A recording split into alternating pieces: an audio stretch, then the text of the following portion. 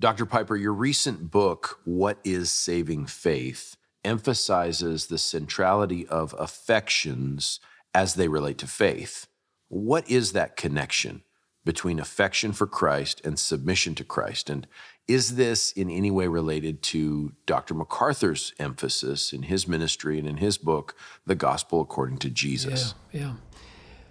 Well, let me just start by expressing my excitement historically for MacArthur's book.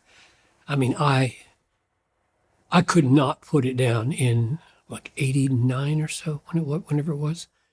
I read it like a miser finding gold, because in our denomination at the time, we were having a controversy over the free grace group, as it was called, who really thought you could not sin your way out of salvation no matter what you did. They went so far as to say there could be atheistic Christians. Bizarre. Put your faith in Jesus at the beginning, faith, and after that, nothing counts. Well, that drove MacArthur crazy, as it should, and he wrote that Gospel According to Jesus, which made, I think, an indisputable case for the fact that if Christ is not owned and obeyed as your Lord, you have no warrant to call yourself Christian. I don't care what you said when you professed faith. That was gold for me. Now, at the time, I have a review here in my Bible. I won't pull it out just because it'll take too much time. I wrote a review of it, commending it, and somebody said, do you have any criticisms of MacArthur? Would you say anything more?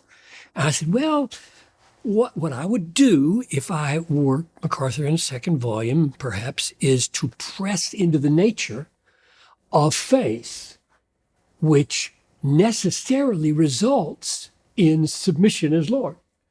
I mean, he said they're necessarily together, and he's absolutely right.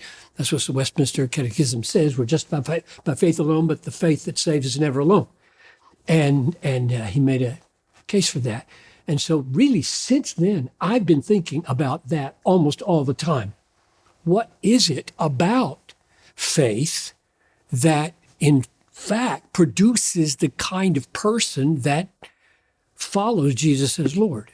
And this most recent book that you're referring to, What is Saving Faith, subtitle, Reflections on Receiving Christ as a Treasure, makes the case that the essence, or let's just say an element of the essence of saving faith, is an affectional element.